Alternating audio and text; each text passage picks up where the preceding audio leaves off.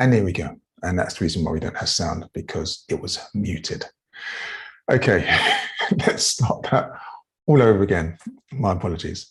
Welcome to another Ligali Live. This is, if I'll go back to the previous slide. There we go. So just skip the last me talking unless you can lip read. And that's the reason why we don't have sound. Okay, so I'm going to turn that down. Right, okay. So welcome to another Ligali Live, 19th of December 2021. This is going to be the last broadcast for this year. We should be back in 2022. For those of you who are wondering, yes, we are in another premises, another building, third in 7 days. So apparently we're going to be here for the next few months and before we return back home. So hooray, let's hope that happens and we don't have another kind of like, 6-hour eviction, kind of like madness taking place. Well, anyway, I'm not even going to go into that one. Apologies for being a little bit late. So I'm going to whiz through the stories to try and make up the time, but it's good to have you here. Apologies for the problem with the sounds before, but if anyone's having any technical issues, please let us know. Oleander's on the other side doing her checks, and you can send a message on the YouTube chat live or contact us through the Zoom if you want to, even though the Zoom is a bit trickier to interact with. I'm going to go with the first story and then progress after that. So I'm going to start once again with the corrupt police officers being caught sharing racist messages while off duty on WhatsApp story. And this is a development really from the case or the investigation into the outrageous and disgusting behaviors of those police officers who were taking pictures of our sisters, the murdered Queens, Nicola Small and Bibba Henry, and sharing them with their colleagues in WhatsApp messages. Well, what's happened is that as a result of that investigation, the phone was looked at even deeper, and they found other messages, some other racist messages being shared by these officers. And as a result, someone's been sacked, discharged immediately. And what I was saying before was that I really do believe that there's now a call for officers to be spot checked, their phones to be spot checked. I was sitting on the fence. I was kind of like, is it an invasion of their privacy? But one of the things we now had to really accept is that if you are a police officer, you are a public servant. And if you are a public servant with a duty to protect and serve, then it's a special honor to be in that role. And if you're in that role, then just like athletes have to do spot checks for drugs, police officers should do spot checks for racist, sexist, misogynist, homophobic, all these kind of content on their social media. It comes with the territory. And I know many people, many officers will probably think horrendous, it's an invasion of privacy, but that's what the job details, because what we sometimes kind of like convince ourselves is that corruption in the police force only happens when in uniform on the streets.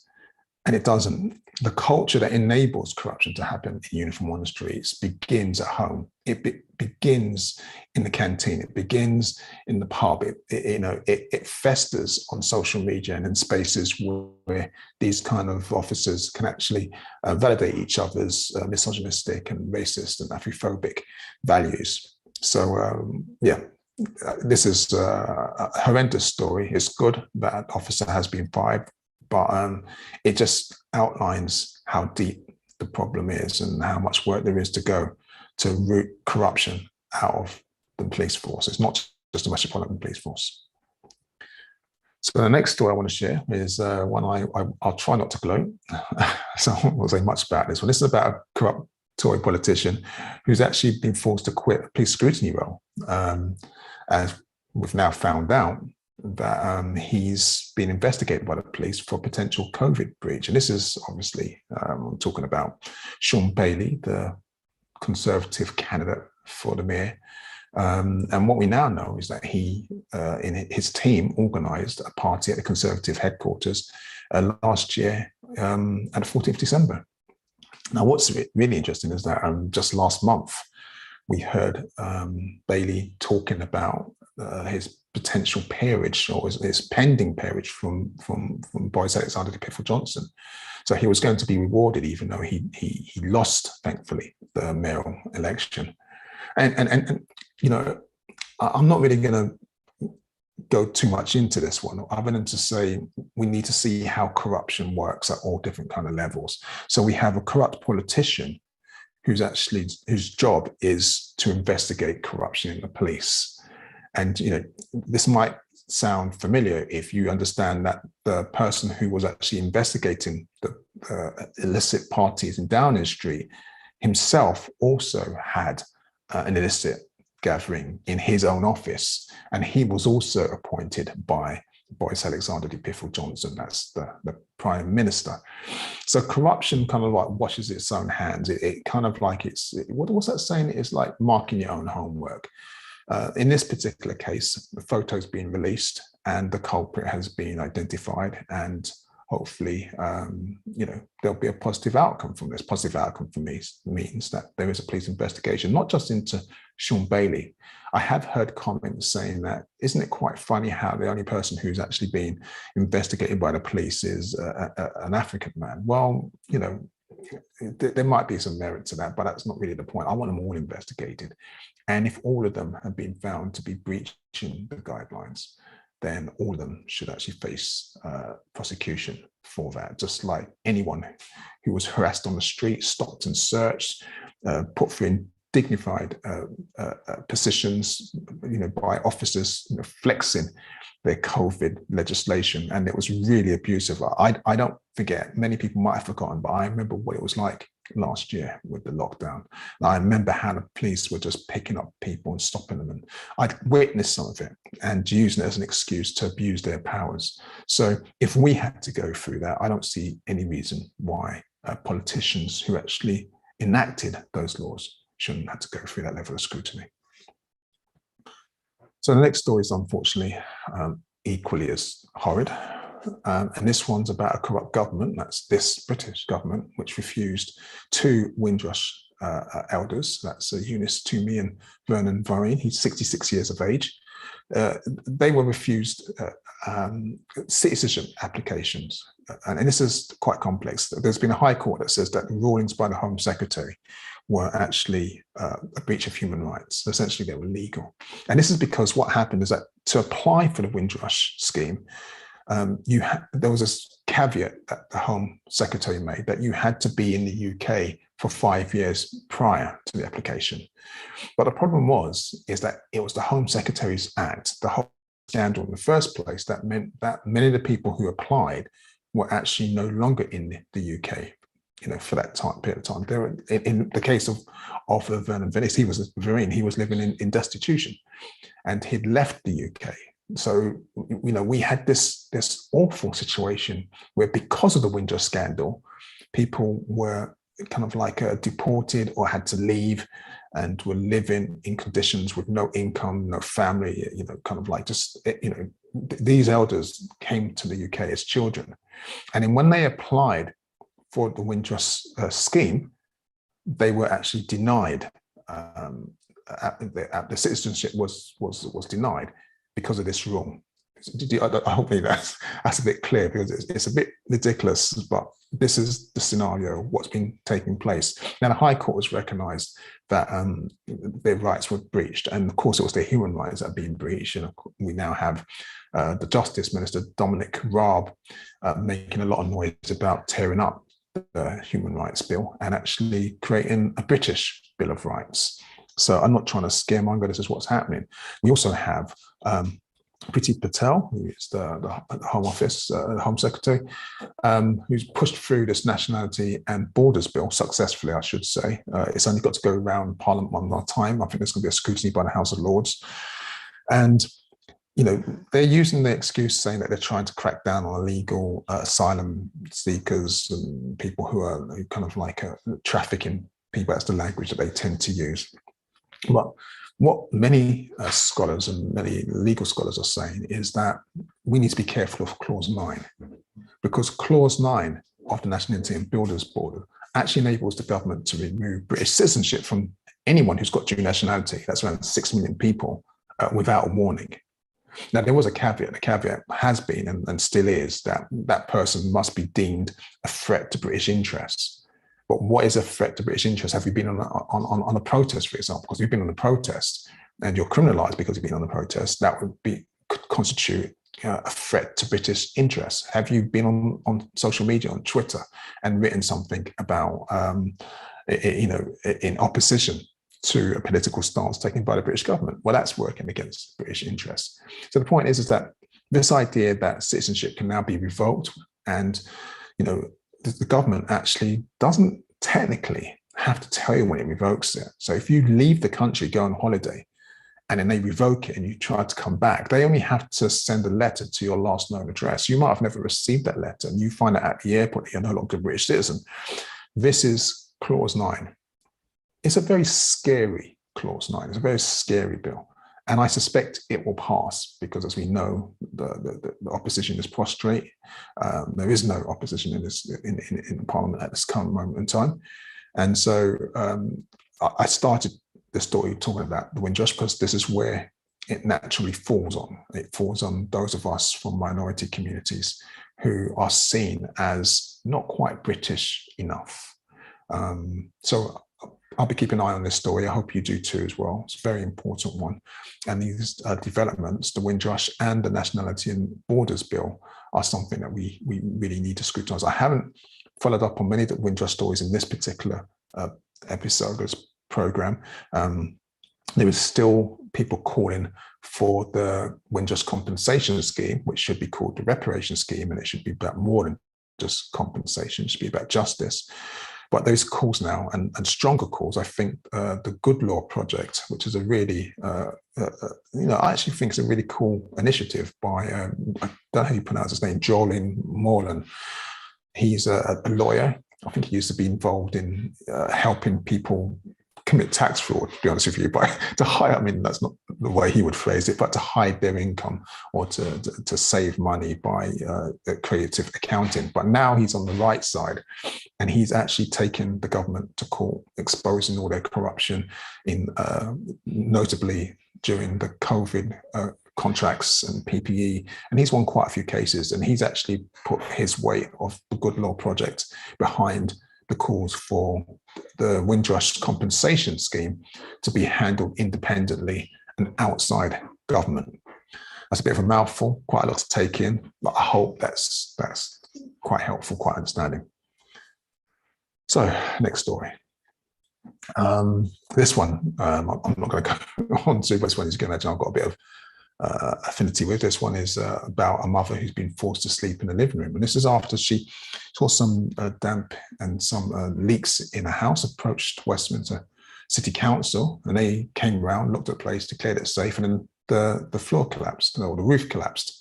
And so now they're living in the front room, and they've got lawyers looking at what they can do to house them in a safe place and to make sure that they're safe. One of her children is disabled. It's a really outrageous story, and of course I feel this one because it's quite similar to what we had. We had a collapsed roof. It wasn't just our living room roof that collapsed; it's also our son's bedroom roof that collapsed while he was in it. So this story is far more common than we can probably imagine. Okay, now I've named this one about the Bristolian Four, and I did that on purpose because if you look at this in the newspapers, they've called it the Colston Four, and this is one of the tricks that the media does, and when it reaffirms the status quo. They're not the Colston Four.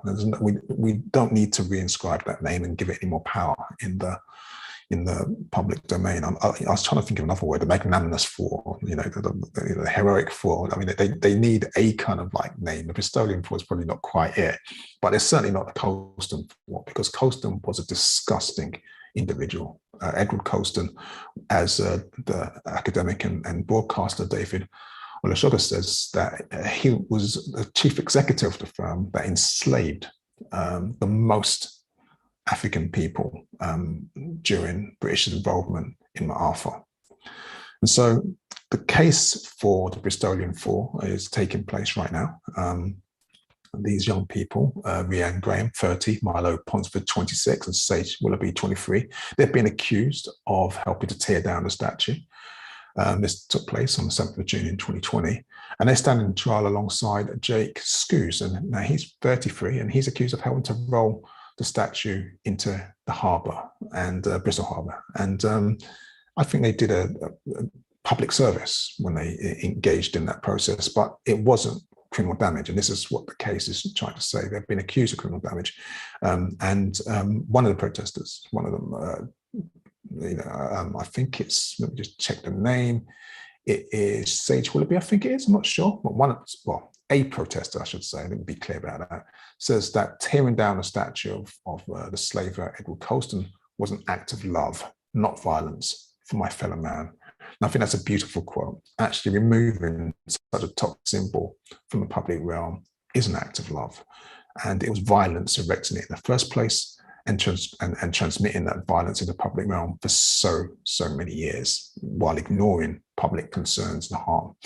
So this trial is still ongoing. They've got a lot against them. Unfortunately, the status quo doesn't like it when people do the moral thing and challenge hegemonic power when it's been around for a long time doing wrong.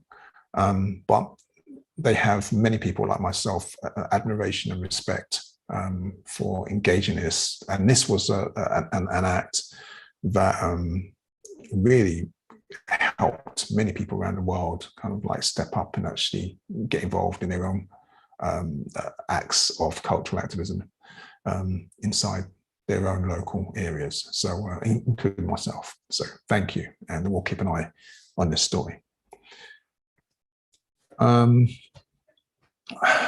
This one was, I don't get these kind of stories. This one's about the London bus driver who refused to take a mother and her daughter on a bus. She just needed some assistance with a ramp to get her wheelchair. Her wheelchair is kind of designed like a buggy, but the child, she's 2 years old. She's blind. She can't move, can't talk, and the driver just refused to help. And in fact, while she was there trying to convince the driver to help, another bus just drove off, leaving her at the bus stop, and it just left her feeling really ridiculed and belittled by this activity. Now, the bus company has apologized and talked about inclusive this and inclusive that, and it's going to do better, and it's going to learn, and blah, blah, blah, blah.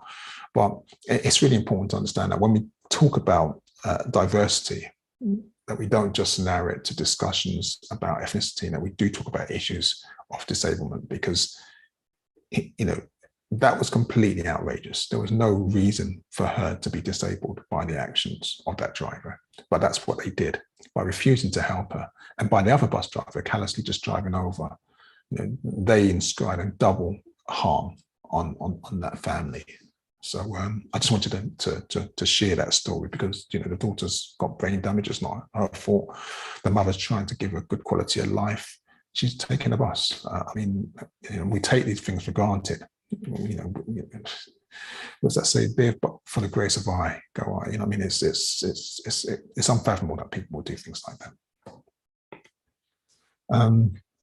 Talking about unfathomable, Shana Walker, the woman that you see in the image, is a young 25-year-old who has a history of racist abuse. Well, this time she went too far. She launched a racist tirade at a doorman in Birmingham, and was caught on the phone of a passerby who I think reported it to the police.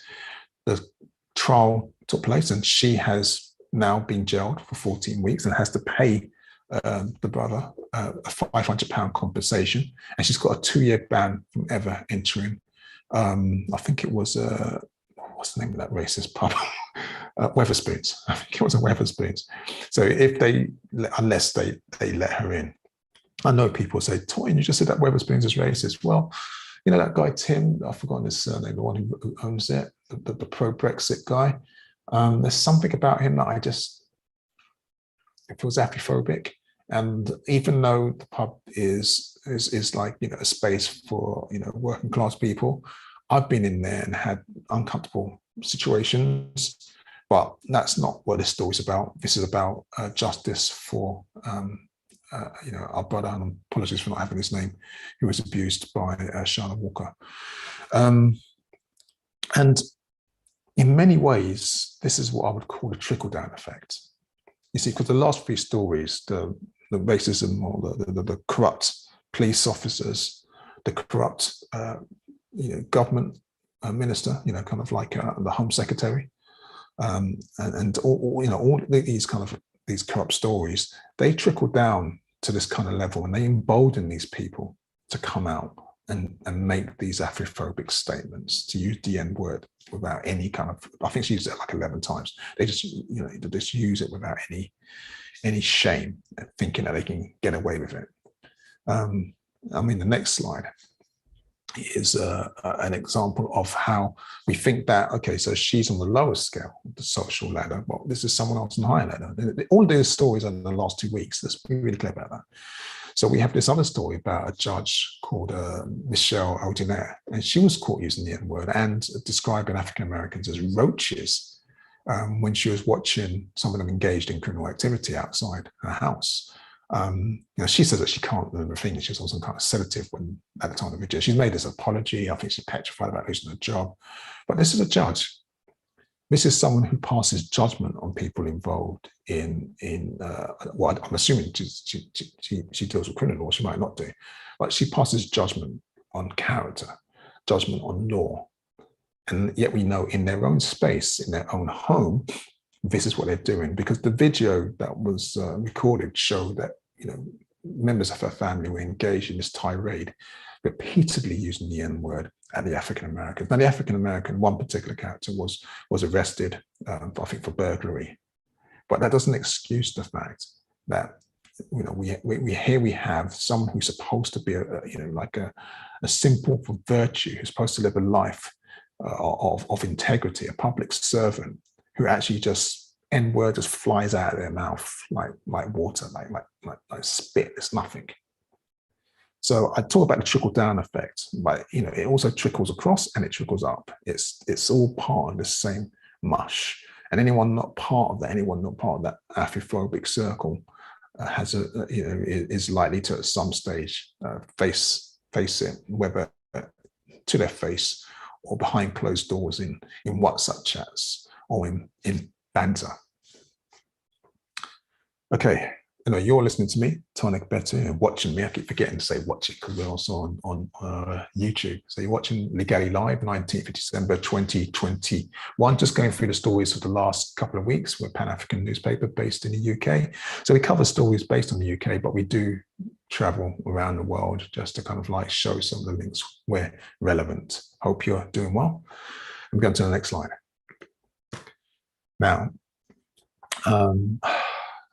I mean, this is, I don't know, you can't say it's a good story because when we lose someone so young, it's never a good story. But I mean, the jury has found that Gavin Brown, who was subdued in a chokehold outside a pub, was unlawfully killed. Now, I'm not going to go through the whole story. Gavin Brown, he had been involved in some kind of altercation outside the pub. I think it was a brawl. I think he was drunk. I'm not sure the whole scenario. I think people don't know why he went to the pub, etc. But what we do know is that he involved in a scuffle with a bouncer. Someone held down his eyes. Someone put him in a chokehold, and he was held down for at least 6 minutes. In fact, it was 6 minutes and 19 seconds. And the reason why I think the jury found out who was unlawfully killed is because there was no checks whatsoever to see that he was okay. In fact, when the police officers arrived on the scene, and it's quite refreshing to know that it wasn't the police doing it this time. In fact, I don't think that is refreshing because, again, it's that trickle down again, hasn't it? That behavior has seeped into the public consciousness that it's okay when you're dealing with an African to use excessive force and to go around them in a gang. And but that's me kind of hypothesizing. But yeah, when the police found him, they found him in this unconscious state, and he passed away. So the jury's come to this verdict. What will be the outcome? Will anyone go to jail? I don't know. That's not what we're used to in the UK. People kill African people, and nothing happens. But I thought that this was an interesting development. We don't often hear of verdicts that recognize when we've been murdered on the streets of the UK.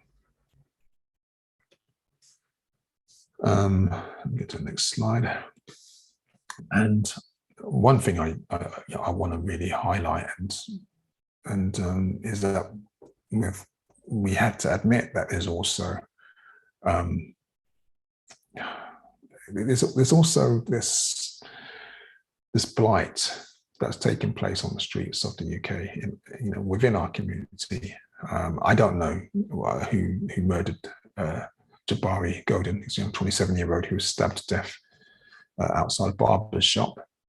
But police have said that this attack took place in the early afternoon. It was in the middle of Peckham Rye. And you understand that's when people are doing their shopping. That's when people are walking the streets back from school and stuff. Now, no arrests have been made at this particular moment in time, but somebody probably knows what happened. We don't have any information other than that, he was stabbed to death outside the shop. We don't know what it was about. So, I'm just sharing that news with you. But this is a story that's becoming too familiar to too many of us. And so here's a story that's related with a bit of a bittersweet side to it. You may remember Olasheni Lewis in 2010 was murdered by the police. He was held down by officers. I say murdered by the police. I've got to make sure that it was the police and not just police and medical practitioners. I can't remember the exact case. It was 11 years ago. But I remember when the case came up, and Seni, he had what we referred to as mental health issues. And this is not the first time when members of the family have called out the police to assist them with someone who's in crisis, and the police have ended up murdering and killing the person. I know that it's not an easy job. Anyway, why did I say this was a bittersweet story? Well, there's a piece of good news is that, this week, a company based in Lambeth called Black Thrive. I'm not sure if it's the same organisation that Brother Patrick Vernon's involved in, but Black Thrive has begun testing what they call a culturally appropriate mental health scheme. So this is where they're going to have supporters who actually have a sense of who we are and how to respond to us, and don't have the same triggering responses that people outside our community have when they see us in crisis, where they, rather than seeing our pain, that they see us as a threat and use excessive force, which ends up in our death. And so, to its credit, this government trial of what's being called Sheni's Law will particularly focus on people of African heritage. And even though it's not long enough, it will run for at least 5 months. So that's a good news. It's a pilot that I'll be keeping my eye on and seeing what happens, because the stigma that's involved with mental health is it just hasn't gone away. I don't want to speculate on this story because we don't have enough information. But by now, many of you have probably heard about the fire in Sutton House, and this is where 4 of our babies, 2 age 4, the others age 3, lost their life in a fire. Now, a woman aged 27, she's assumed to be their mother, has been arrested and released on bail. The children's name, Kyson, Bryson, and Leighton and Logan, were found alone when the police attended the premises. And so I know a lot of talk in the community is about neglect, and I'm not going to speculate on that. I am angry, but I don't know the facts, so we'll wait to hear the facts. And I can only just wish that their passage into the next realm, it's just, they were 4 and 3 years of age, 2 sets of, it doesn't make any sense. They haven't even lived. But yeah, so I'm just sharing an update on that story. Another tragic update is, in fact, let me go backwards, because the last program 2 weeks ago, I spoke about a government report into sickle cell, outlining some of the failings in the health service. And one of the things I forgot to talk about on that particular program, and I just had the news a day or two before we went live, was of the death of our sister Helen Adom. Now, I knew Helen. She's a wonderful sister. She'd written a book on sickle cell. She'd been involved in some of the policies that actually led to saving the lives of people living with sickle cell, and most notably the protocol that insists that hospitals deal with people with sickle cell in crisis within half an hour. Well, unfortunately, she lost her life.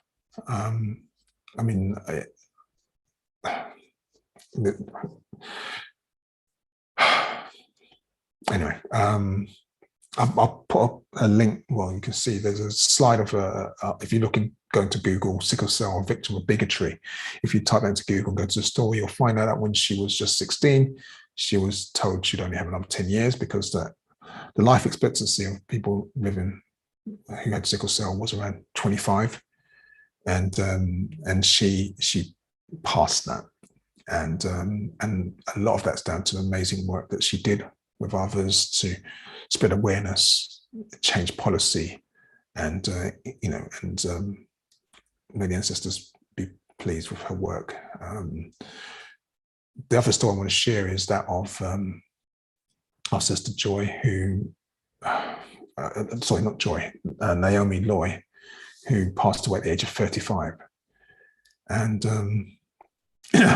it just, I mean, the headline that they used was that, a strong woman dies after years of imaginable pain. And this is because the media always likes to make the story as dramatic as possible. Well, the strong woman trope when used to African women is a bit tired. She was an amazing woman from all accounts, healthy, doing her best, but she was living with sickle cell and she'd had many health challenges, but yet she did her best to live and live through them. She lost her life last year, and there's now going to be a fundraiser in her name, to raise money for the hemoglobin centre in Liverpool, the hospital where she was based.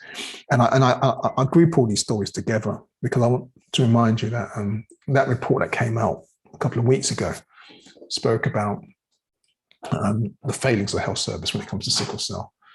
And yet we now know that the health minister, Maria Crawford, has admitted that the government has actually continued to refuse to add sickle cell patients to a free prescriptions list. And so if you have sickle cell, you still have to pay for your medicine. And there's no real justification for that, because we know that, there are other conditions, and if these conditions tend to affect the ethnic majority of the nation, then the prescription is made free. But it really talks about how the condition is actually still seen as something that's not quite a national emergency, even though we're losing people at the age of 35. So that's just an update on the story from the last program. And of course, as you know, I'll keep an eye on this for you. So this is more of an international bent to this particular one. And this is about the accusations of what people are calling travel apartheid. The African nations are being placed on the Omicron ban list. So many people who want to travel to see their families and spend some time in a warmer climate are devastated because they literally just can't go home. So it's not just South Africa, which was where the Omicron variant was first identified, but now Botswana, Lesotho, Zimbabwe, Namibia, Eswatini, and now Nigeria have all been added to the ban list. I'm not going to go into an argument about whether the government was right or not to do so. On some levels, it was right to stop that. People who are coming from regions where the variant is quite high coming to the UK. I think that's a public health issue. It makes sense. Should it have given a warning? Should it provide some kind of support? well, yeah, it could do all those kind of things, but this is a conservative government that has shown it has little regard for anybody from what is minority ethnic community. So just deviating a little from the UK, there was an interesting article on the BBC about why is Nigeria unable to use its COVID vaccine supply. And this is really a question being asked once we now know that only 3% of Nigeria's population has received a full course of the vaccine. And when you contrast it with other African nations, such as South Africa, the figure is higher at 24%. Now, even that is ridiculously low. But why is Nigeria particularly unable to use its supply? Now, it's not just a simple question about not having access to vaccines. There are many schemes of co-vaccine, many schemes where Western nations are just chucking vaccines into pools, collectively putting together and ship them out to nations around the world. That's not it. But the word chucking I just used is probably an apt one.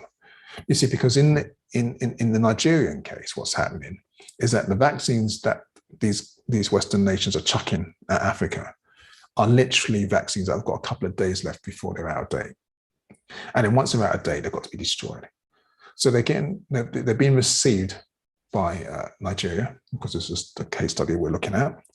They've got something like 3 or 4 days to administer them. They don't have they have bottlenecks in their supply chain. They don't have a means to reach 160 million people in Nigeria in 3 days.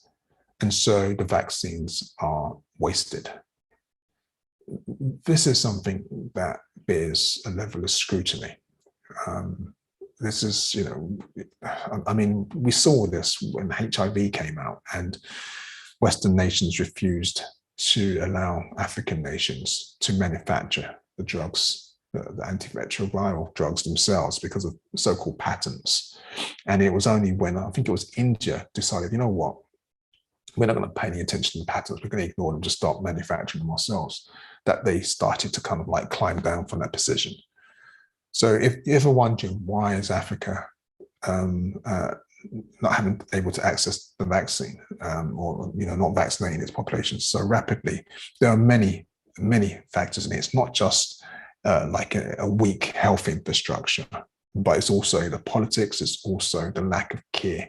There's many other things that take place. And also we have to also look at the fact that, but it's another question for another day, we should be asking, why is the continent, why is the motherland not being so crippled by coronavirus? What is it about living on the motherland that is providing a level of health? Well, I won't say health, I won't say immunity, but why is everyone not jumping the same way they are in Europe? And that's another question to do with health and to do with lifestyle and to do with strong respiratory systems and strong resistance. I mean, that's another question we're not asking. But anyway, I thought I'd just talk on that. Wow, you probably feel my energy waning. It's been a long day. Listen to me, Tonic Betu, watching me, Ligali Live. So, last few stories. I just want to pass a tribute to the passing of Robbie Shakespeare, and many of you will know him as part of the Sly Robbie. Amazing drum and bass duo. Now, he passed away at the age of 68 following a kidney surgery. The number of artists that he has worked with and produced for, from Gregory Isaacs, Peter Tosh, Bunny Wailer, Black Uhuru, Burning Spear, Grace Jones, Ian Jury, Herbie Hancock, Jonah Matrade, I mean, the list goes on and on and on. Sly and Robbie, the Sly Dunbar, Robbie Shakespeare, were an amazing production team. They're kind of like reggae's Jam and Lewis,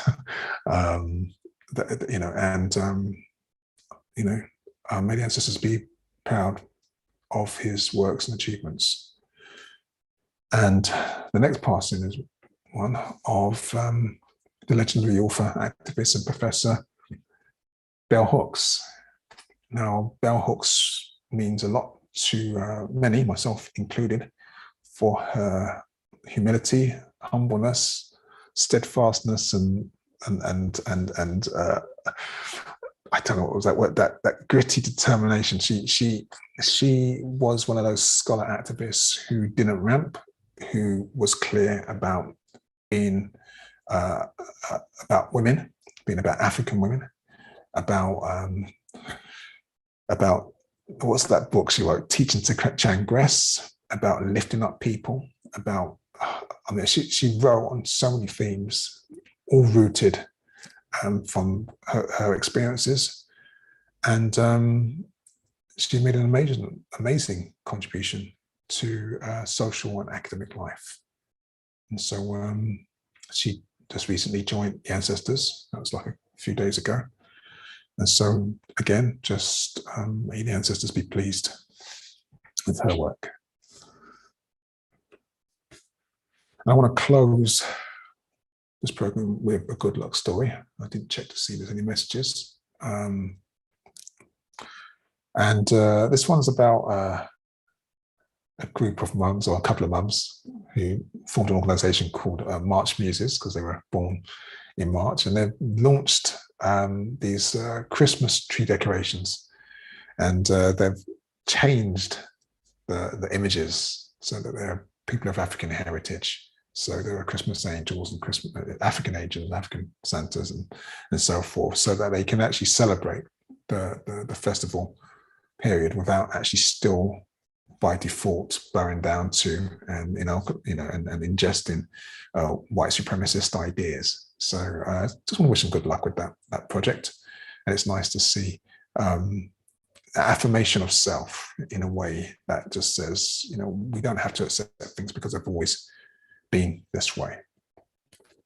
And I think that at this point, it's a good time to close this program in this year's run of Ligali Live with remembrance about Kwanzaa. And it starts on the 26th of December. And, there's a story about, you can use storytelling to teach about the annual festival. It's still an amazing ritual for African people, not just in America, but worldwide. And if you do find yourself isolated, if you do find yourself in need of affirming some of those important family, community, spiritual values, then look out for a Kwanzaa event nearby and attend. I find them to be uplifting. I find them to be spiritually affirming. And it's not in competition with Christmas. If you are a practicing Christian and you want to go through the whole opening presents and all that sort of stuff, and fine, go ahead and do that. But you can still take part of and enjoy and learn from Kwanzaa festivities that are taking place afterwards. So with that, I think I'm done. I sorry that I haven't written as many newsletters this year as usual. Still trying to keep on top of extremely excessive work program and workload. But I just want to wish you all the best for 2022. I want you to take care. And despite 2021 being a strange, challenging year, to know that you survived it, and 2022 is now the time to thrive. There's always going to be challenges that are coming. It's the nature of the world that we live in, but we have a right to thrive in this world. We have a right to be happy in this world, and we have a right to leave the world in a better place for the next generation than it was when we found it. So those of you who want to get engaged in works of what I call beautification, whether it's through activism, whether it's through writing or poetry or singing or dancing or knitting or cooking or just being a good friend, a good person, a good human, please continue to do so. I'm going to leave it there. There's so much I want to say, but I think on that note, I'm just going to close as I always do and say, may the ancestors continue to guide and protect us all. Ashe.